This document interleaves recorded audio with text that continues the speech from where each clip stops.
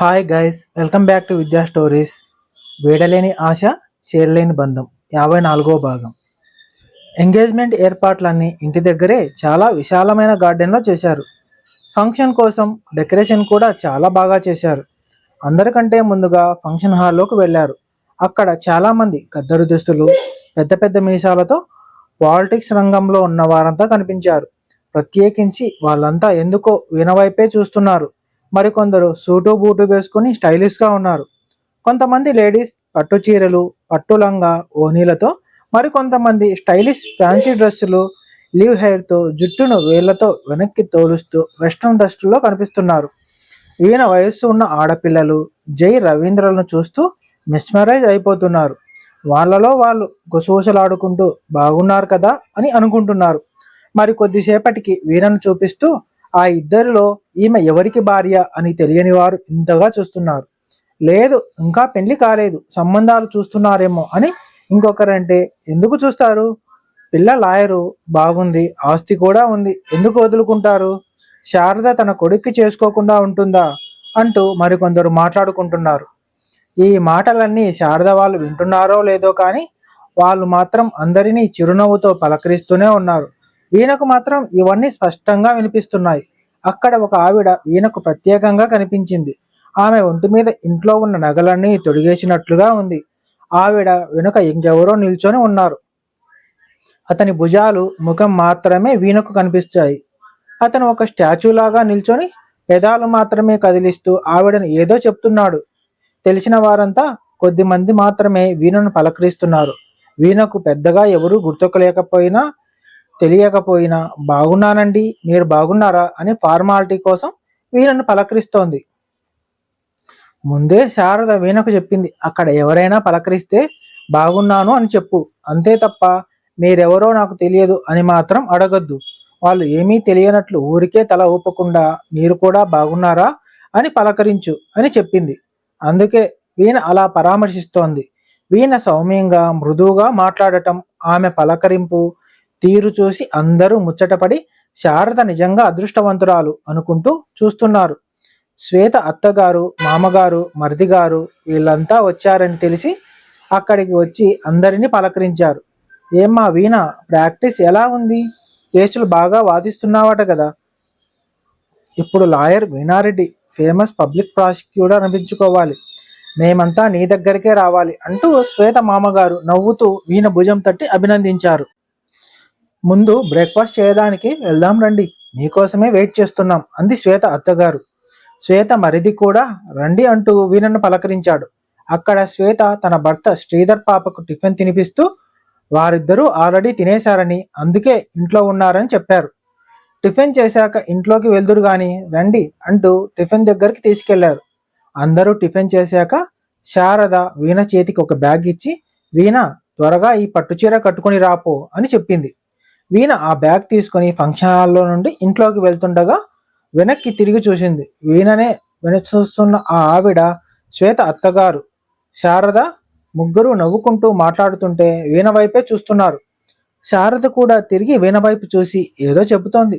బహుశా మా అమ్మా నాన్నకు తెలుసు కాబోలు, అందుకే నేను ఎవరో చెప్తున్నారు అనుకుంది వీణ. వీణ పట్టుచీర తీసుకుని తనకు పరిచయమైన ఒక గదిలోకి వెళ్ళింది. ఆ గదిలో శ్వేత కూతురు 3 ఏళ్ల పాప స్నానం చేసి కొత్త డ్రెస్ వేసుకొని నుదుటిన కుంకుమ కొద్దిగా చెదిరి నోట్లో వేలు వేసుకొని క్యూట్గా నిద్రపోతోంది.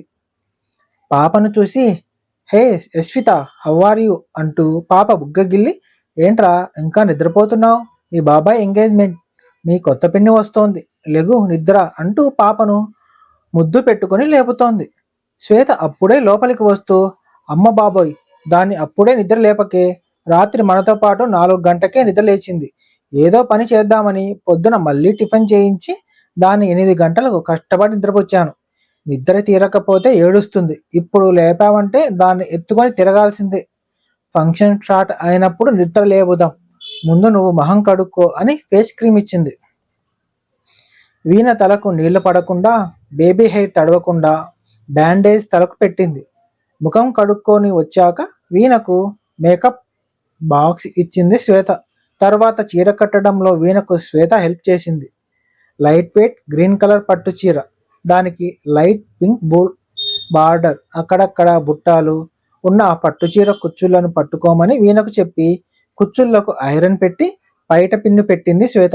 తరువాత ఒత్తుగా నడుము వరకు ఉన్న వీణ జడను విప్పబోతుంటే, ఎందుకులే శ్వేత జడ విప్పడం, బాగానే ఉంది కదా, అత్తయ్య వచ్చేటప్పుడు జడ వేసింది అంది వీణ. ఆ శారీకి ఆ హెయిర్ స్టైల్ బాగుందేమో కానీ ఈ పట్టు చీరకు ఇంకో హెయిర్ స్టైల్ ఉండాలి, అప్పుడే బాగుంటుంది అంటూ వీణ జుట్టును విప్పేసి మరొక హెయిర్ స్టైల్తో రెడీ చేసింది శ్వేత.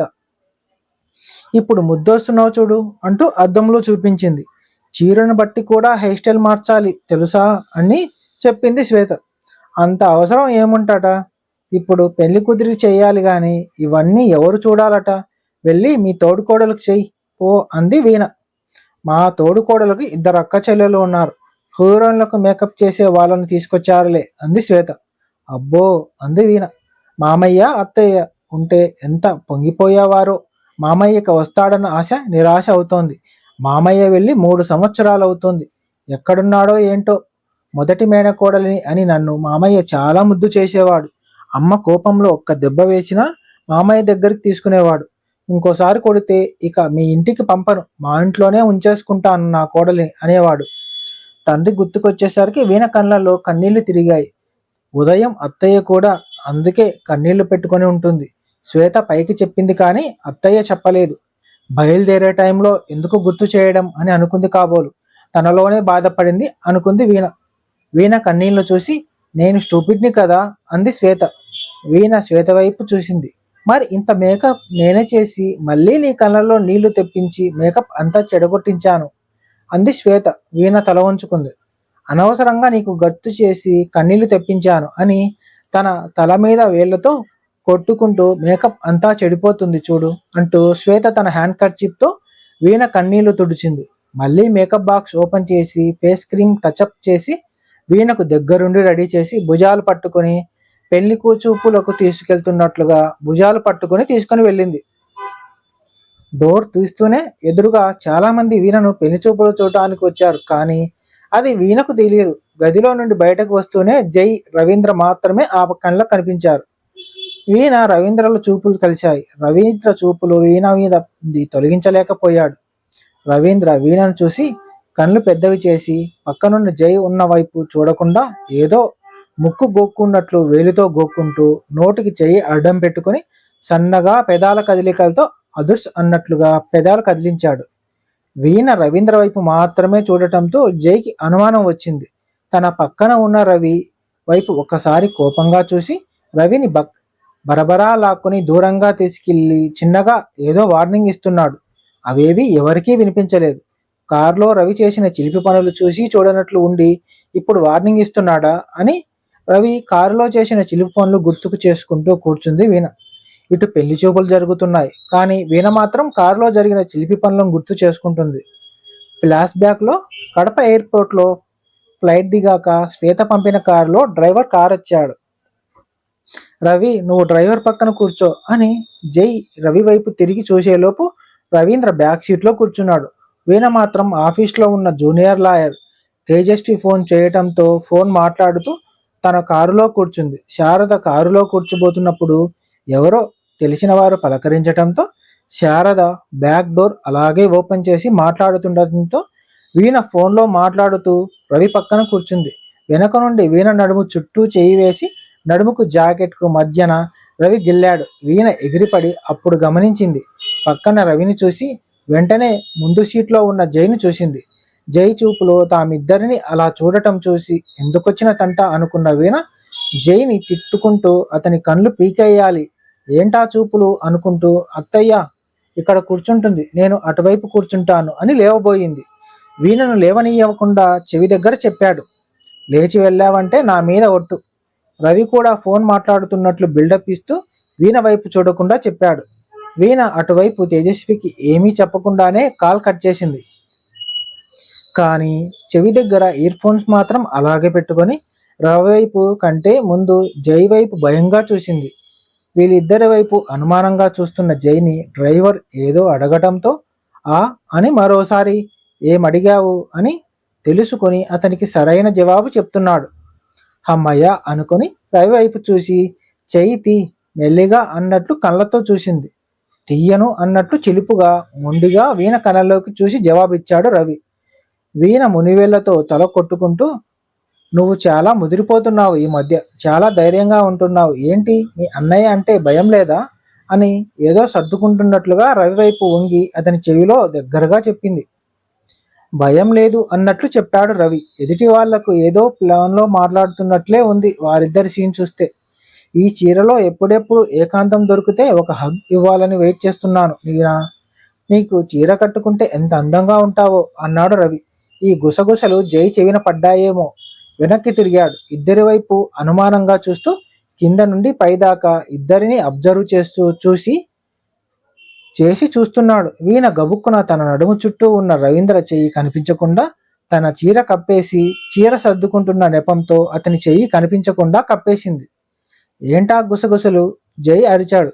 అది ఫోన్ అంటూ ఇద్దరూ ఒకేసారి తడబడి జైకి ఫోన్ చూపించారు. ఎవరి ఫోన్? ఎవరైతే ఏంటి చెప్పాలా అని లోపల గొనుక్కొని ఆఫీస్ నుండి అని తడబాటుగా చెప్పింది వీణ. రాజేశ్వరి చేసిందేమో అన్న అనుమానం అతడికి. తన గురించి ఏదైనా విషయం తెలుసుకోవాలని ఉంది. కానీ రాజేశ్వరికి ఫోన్ చేయడానికి అతడికి ఈగో అడ్డు వస్తోంది. ఎందుకు తనకు అవాయిడ్ చేస్తున్నారు అనేది అతడి ప్రశ్న. వీణకు తెలిసిన నిజం అతడికి తెలియలేదు కనుక అతడు కంగారు పడి, నీకు ఎవరు చేశారు ఫోన్? మళ్ళీ రవీంద్రను అడిగాడు జై. ఆఫీస్ నుండి. వారిద్దరి సమాధానం అతనికి తృప్తిపరచలేదు కాబోలు. విసుగ్గా మొహం తిప్పుకున్నాడు. రాజేశ్వరి ఎలా ఉందో కాల్ చేశావా ఏమైనా? రవీంద్రను అడిగాడు జై. చేశాను అన్నయ్య. ఎవరూ ఫోన్ లిఫ్ట్ చేయలేదు. జై మనసు తెలుసుకున్న రవి అబద్ధం చెప్పాడు. నిజానికి కాల్ చేయలేదు. అతనికి అప్పుడే రాజేశ్వరి యాక్సిడెంట్ గుర్తుకొచ్చి, అవును ఎలా ఉందో తనే ఫోన్ చేయొచ్చు కదా అన్నయ్యకి. ఏంటి ఇలా చేస్తోంది అనుకున్నాడు రవి. జై దవడ కండరం బిగించి బుద్ధి లేదు ఇద్దరికి అనటంతో తామిద్దరిని ఇండైరెక్ట్గా అనలేక అలా అంటున్నాడా, లేక రాజేశ్వరిని వాళ్ళ అమ్మని కలిపి అంటున్నాడా అని ఈ ఇద్దరికీ అర్థం కాక తల గూక్కుంటూ ఇద్దరూ మొహాలు చూసుకున్నారు.